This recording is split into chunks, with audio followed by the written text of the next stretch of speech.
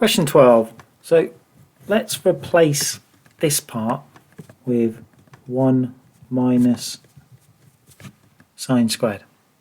So if we write this out, what have we got? We got 3 sine squared x, sine x plus 8. That's going to give me 9, and then take away 9 sine squared x. Add 9 sine squared to both sides, and then take away the 9. So that gives us sine, and then take away the 9 minus 1 equals 0. Right, what have we got? We've just got a quadratic, okay? So don't be too put off by this. So I've got a 12 there, so I'm suspect. So it's a minus 1, so they've both got to be 1s, haven't they?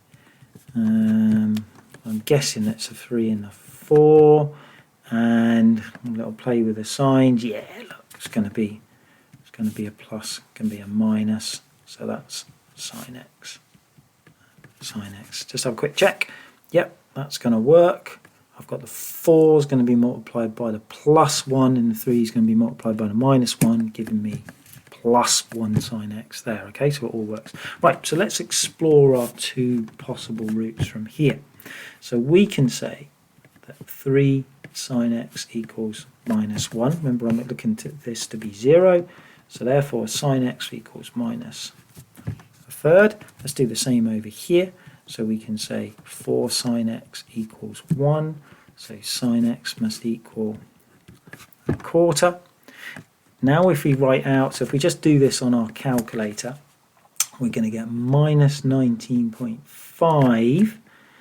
And that's the value it should give you on your calculator. But remember, we looked for the secondary value as well. So you might need to look at your sine curve to maybe have a little think about that.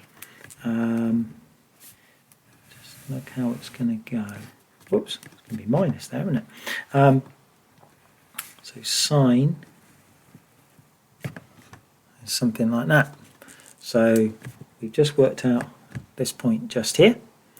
So you'd get that there as well. Okay, remember the symmetry that you've got going on here. So if we do the same over on this one, we get 14.5 and 165.5. So we're looking at those 2 points just there. Right, now the last part of the question, so part B. So if you look, this part, well, this is exactly the same as this up here, but it's got 2 theta minus 30. All right, now we've just solved what x is. Well, we've worked out 4 possible values for it. So 2 theta minus 30 equals each one of these. However, we want to get the smallest positive solution. So I'm probably not going to go for that one. I'm going to guess it's going to be one of these two. So this says that one there is written first. We'll write that one down.